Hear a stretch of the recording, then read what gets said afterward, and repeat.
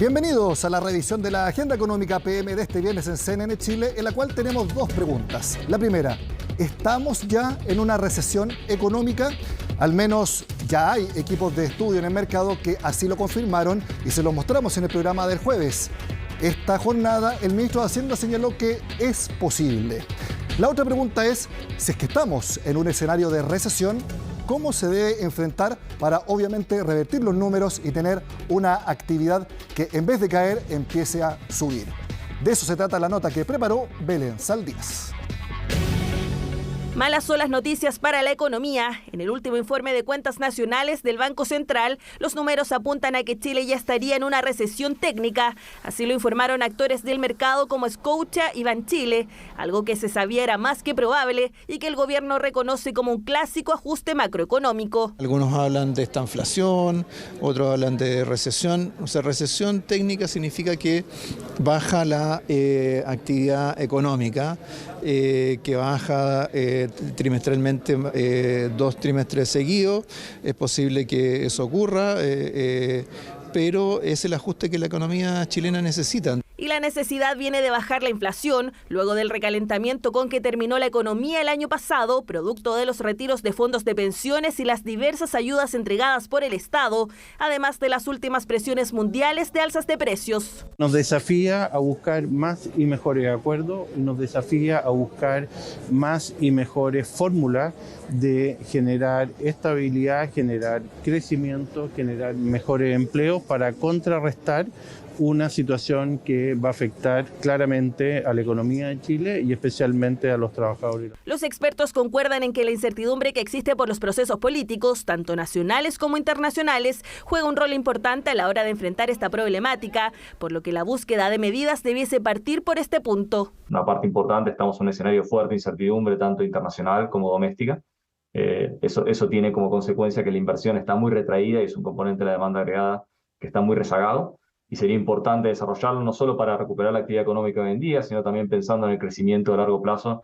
Yo creo que las medidas que debería tomar el gobierno es reducir todos los riesgos e incertidumbre que están asociados al mercado de valores, principalmente relacionados con la reforma tributaria y todas aquellas reformas que se quieren hacer que son de una profundidad tan grande que está asimilando un riesgo muy grande al mercado. La reforma tributaria también debiese estar a la cabeza de las medidas para paliar los efectos de la recesión, por ejemplo, con medidas para fomentar la inversión. Una reforma pro inversión y deje, digamos, la idea de ser una reforma pro recaudación, producto de que si logramos atraer e incentivar la inversión tanto nacional como extranjera, entonces esto podría ayudarnos a efectivamente enfrentar de mejor manera el ciclo económico negativo en el cual la economía chilena se empieza a encaminar. Precisamente esta semana se reunieron gremios empresariales con el gobierno para ver cómo estimular la actividad. Según todos los pronósticos, el escenario podría empeorarse en el segundo semestre, especialmente entre octubre y diciembre. Una economista que sonó como posible ministra de Hacienda antes de que asumiera el gobierno Gabriel Boric, también coincidió en que este ajuste de la economía nacional es muy necesario. Todos sabemos que venía este proceso, un acuerdo que partió de hecho en el propio Congreso con el presupuesto para este año, una reducción muy importante en el gasto fiscal. Es algo que necesitamos, la economía necesita crecer un poco más lento por un periodo de tiempo para poder contener el exceso de gasto que tuvimos el año pasado, que junto con otras cosas, por cierto, se ha reflejado en la inflación. No hacer este proceso significa que vamos a tener que hacerlo más adelante, pero de una manera que puede resultar más costosa porque tendría que ser más profunda. La discusión de si estamos en recesión económica derivó del informe de cuentas nacionales que publicó el Banco Central el jueves. En ese mismo informe se publicó al mercado que el déficit de cuenta corriente llegó a 8,5% en el último año. Hay muchos analistas en el mercado que estiman que esa fue la razón de que el dólar subiera 50 pesos en apenas 2 días. Pareciera ser que, excepto los movimientos que hemos tenido en las últimas 24 horas tiene mucho que ver con los datos del déficit en cuenta corriente, que por supuesto es un déficit elevado. Las cifras de cuenta corriente muestran que todavía hay parte de ese ajuste que tiene que ocurrir. En lo que resta del año, ese déficit se va a ir moderando. El dólar cotiza en el rango de los 940 pesos para la jornada de hoy. Acumula una alza de 53 pesos dentro de los primeros 4 días y 32 solamente en la jornada de ayer. Esto se debe a factores externos como internos. En los factores externos tenemos una presión del dólar luego de conocerse las minutos de la FED. Si bien no hubo mucha claridad en cuanto a política monetaria, miembros del organismo comentaron que puede retomarse la postura agresiva en el alza de tasas, lo cual ha hecho una aversión al riesgo, ha hecho que las bolsas bajen y que la divisa estadounidense se fortalezca demasiado, generando presión externa. Bajo este panorama tenemos que el déficit de la cuenta corriente chilena ha aumentado y ya escala hasta el 8,5% de nuestro Producto Interno Bruto. También aumentó el riesgo país y la posibilidad de incumplimiento de la deuda a 5 años, siendo ahora más riesgoso que el país vecino Perú. ¿Cómo enfrentar una posible recesión económica? Es lo que comentamos ahora junto al economista y socio de Rojas y Asociados. Ahí lo vemos en pantalla a Patricio Rojas. Gracias por estar en Agenda Económica, Patricio. Hola, ¿cómo estás, Nicolás? Muy bien, la primera pregunta. A juicio tuyo, ¿estamos ya en una recesión económica técnica?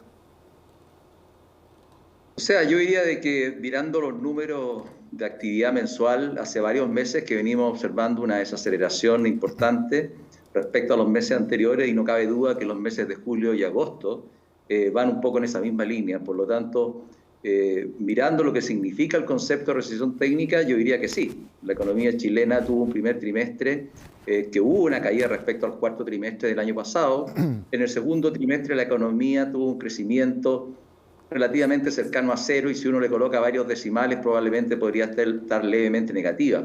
Pero no cabe duda que la economía se ha desacelerado y estamos en un contexto de crecimiento negativo en este tercer trimestre y en el cuarto también. Por lo tanto, no cabe duda de que este es un proceso que fue buscado, es un proceso que es necesario y de alguna manera yo diría que los agentes lo tienen bastante claro por lo que están internalizando para este año y lo que viene hacia el año 2023. Lo que veíamos en la nota de Belén Saldías es algunas recomendaciones sobre cómo enfrentar este escenario de recesión económica. ¿Cuál sería la principal medida que tú recomiendas? A ver, yo creo de que hay que recordar que el Banco Central ya ha elevado la tasa en forma significativa. La tasa está prácticamente bastante cerca del techo. La tasa está hoy día en 9,75 y probablemente 10,75, 11% es el nivel techo a donde podría llegar el Banco Central. Por lo tanto, gran parte de ese ajuste ya está en proceso. La política fiscal también está colaborando. Este año la política está cayendo, el gasto fiscal está cayendo cerca de 25%, por lo tanto también eso ayuda. Y adicionalmente la depreciación que ha tenido el peso también va a ayudar a poder equilibrar el déficit de cuenta corriente del 8,5% del producto que está. Por lo tanto, yo diría que las medidas que se tendrían que tomar para poder equilibrar son medidas que ya se han tomado. Y por lo tanto lo que viene ahora es un poco esperar de que se concreten esos efectos. Ya no cabe duda de que el segundo semestre la economía chilena va a tener números negativos. La economía chilena va a un crecimiento este año algo por encima del 2%, pero hemos tenido un primer semestre bastante fuerte. La economía, hay que recordar que creció alrededor de 7,5% en el primer cuarto y en el segundo cuarto alrededor de 5,5%. Por lo tanto, esos números son claramente no coherentes con el proceso que vamos a vivir en la segunda parte del año. Y no cabe duda de que la caída que se va a exhibir en la inversión y la que va a exhibir el consumo durante esta segunda parte se va a prolongar hacia el año 2023. Y por lo tanto, ese ajuste que se va a producir hacia el año 2023 va a lograr que la inflación tienda a ceder y se tiendan a corregir estos desequilibrios que hay y que muestra la cuenta corriente. ¿Ya? Pero claramente yo diría que por el lado de política económica, tanto el Banco Central como por la parte fiscal, se está haciendo la tarea que se requiere. ¿Y cuál sería el paso siguiente? Ya bajó la inflación teóricamente, la actividad ya entró en prácticamente cero crecimiento o caída. ¿Cómo se reactiva nuevamente la economía nacional sin que eso impulse obviamente los precios y tengamos nuevamente una alza inflacionaria? Bueno, claramente uno de los elementos que está haciendo una traba en el último tiempo es la baja capacidad de inversión fija. La inversión fija está creciendo por maquinaria y equipo y algo de construcción, pero eso se viene desacelerando. Y no cabe duda que la volatilidad y incertidumbre en la economía chilena ha subido.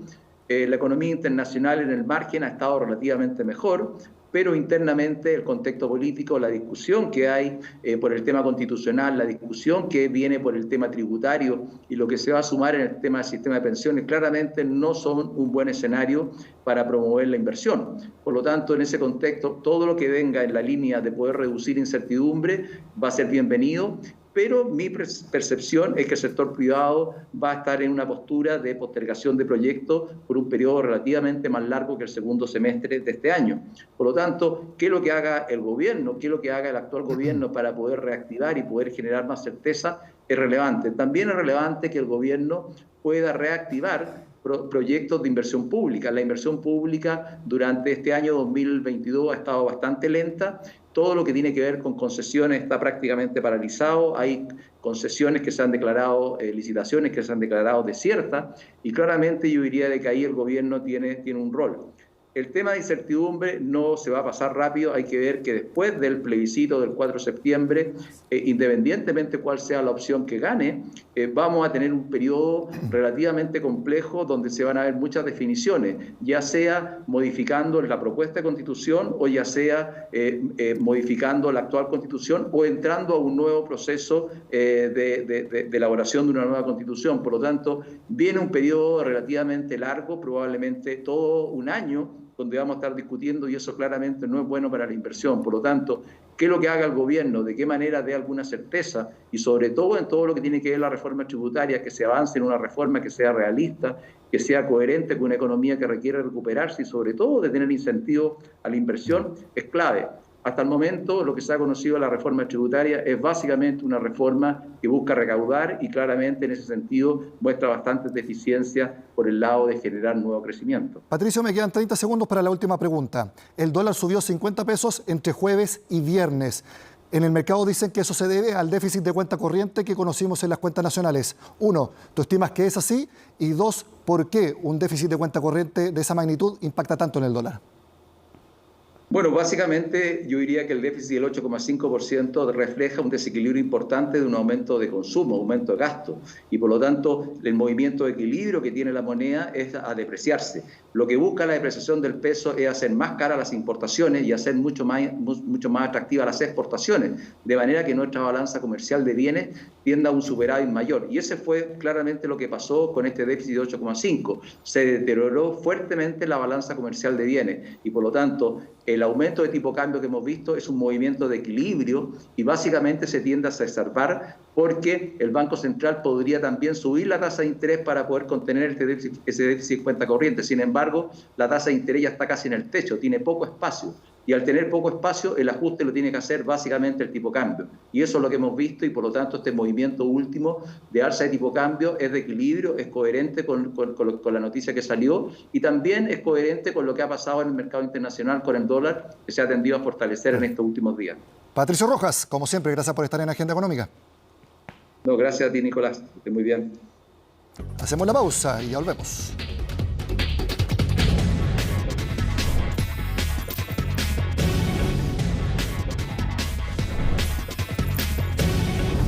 Este viernes hubo novedades en reformas emblemáticas. Por ejemplo, en la tributaria, el ministro de Hacienda anunció indicaciones que se ingresarán al proyecto de ley. Veámosla.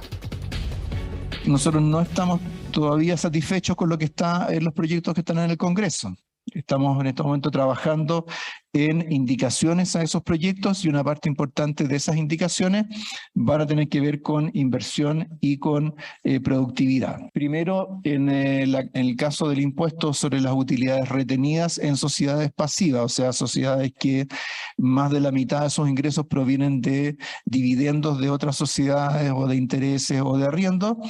Lo que vamos a hacer es que vamos a cambiar la base de esa tasa, vamos a cambiarla desde las utilidades retenidas al impuesto retenido por parte de esas sociedades. Quien retiene impuestos por la vía de dejarlos guardados en sociedades, ¿cierto?, pague al menos un interés por el costo financiero para el Estado de que se postergue ese pago de impuestos. Por otra parte, vamos a incorporar mecanismos temporales de apreciación instantánea o depreciación acelerada, que ya es un incentivo a la inversión en capital fijo.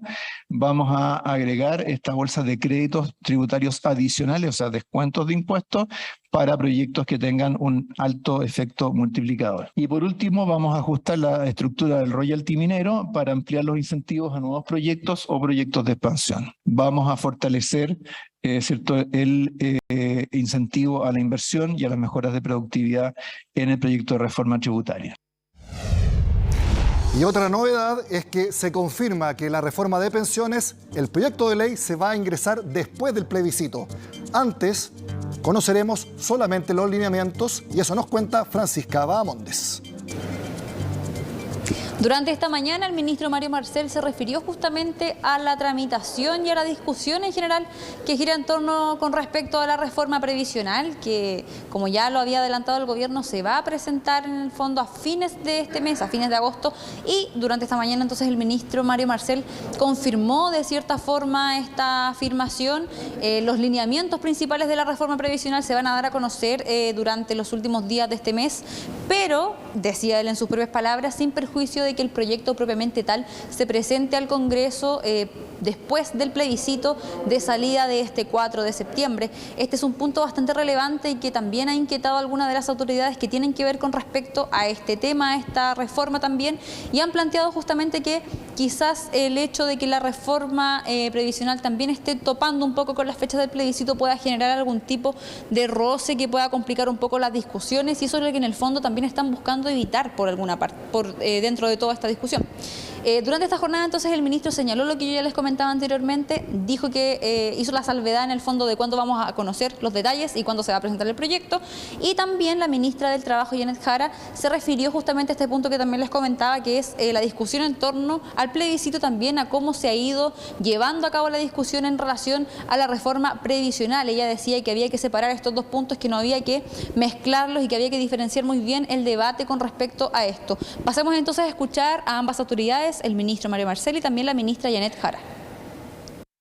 Nosotros hemos seguido trabajando para que el contenido de la reforma se dé a conocer a fines de agosto, como está comprometido, sin perjuicio de que el proyecto mismo sea ingresado días más tarde al Congreso. Es muy importante poder desacoplarla, diferenciarla del proceso electoral o plebiscitario que estamos viviendo. Es una reforma que tiene que regir en nuestro país durante un largo tiempo, que tiene que además sumar todas las voluntades posibles. En ese trabajo estamos, esperamos poder concluirlo prontamente. Sabemos que es importante, pero también sabemos que es importante que esta es una reforma de más largo aliento y que no puede estar ligada a un momento electoral, y el minuto se va a evaluar en función del objetivo, que es lograr que el proyecto sume voluntades. Ahí escuchábamos entonces a la ministra del Trabajo, Janet Jara, haciendo este punto que yo ya les comentaba también al inicio de este despacho, esta diferencia en el fondo que quieren hacer las autoridades también para abordar estos dos sucesos que están ocurriendo de forma paralela, por decirlo de alguna manera.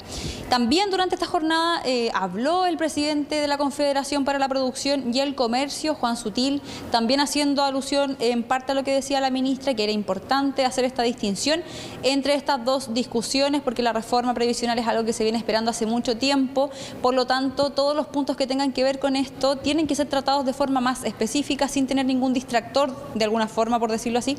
Por eso también él hizo hincapié en ese punto. Y por el otro lado, también desde la CUT, su presidente también se refirió a este tema y señaló que en el fondo lo importante era poder, entre comillas, agilizar un poco la discusión, hacerlo un poco más rápido, y que en el fondo lo importante también era que ya se estaba llevando a cabo las conversaciones. Está también lo de los diálogos sociales, que es una instancia que impulsó el gobierno justamente para poder recopilar información, para poder aplicar o realizar más bien esta reforma con harto detalle y con lo que la ciudadanía necesita. Los invito entonces a que pasemos a escuchar ambas declaraciones. Comparto que el proyecto de la reforma laboral, o sea, de la reforma de pensiones, tiene que ser un proyecto que esté fuera de la contingencia de la elección que nos convoca el día 4 de septiembre. Y eso le da legitimidad y ojalá que este proyecto lo podamos conversar a partir de posterior al día 4, porque es muy importante que cuente con el apoyo y la discusión de todos los sectores. Entendemos que es importante avanzar. El momento será el momento que tenga que ser, pero no podemos seguir esperando mucho más. Nosotros creemos que hoy día los plazos no queremos confundir, creemos que es bueno que no se confundan las discusiones porque necesitamos avanzar. Ahí escuchábamos entonces parte de algunas declaraciones que surgieron durante esta jornada en relación a la reforma previsional, una reforma que es una de las más importantes de este gobierno. Hay que recordar también que ya 2 gobiernos anteriores han querido impulsar reformas en este tema, no han tenido éxito, por lo tanto, esta reforma en particular tiene los ojos los ojos de los actores que están involucrados bastante ahí encima, viendo cómo se puede llevar a cabo, viendo también los plazos, que es algo que también yo les comentaba que está bastante ahí en la palestra generando un poco de dudas, pero lo cierto es que ya lo decía el ministro Mario Marcel esta jornada, se van a conocer estos lineamientos a finales de agosto, bien digo, sin perjuicio de que la reforma propiamente tal se presente al Congreso después del plebiscito de salida del 4 de septiembre. De esta forma terminamos esta semana en Agenda Económica. Sigan con nosotros acá en CNN Chile.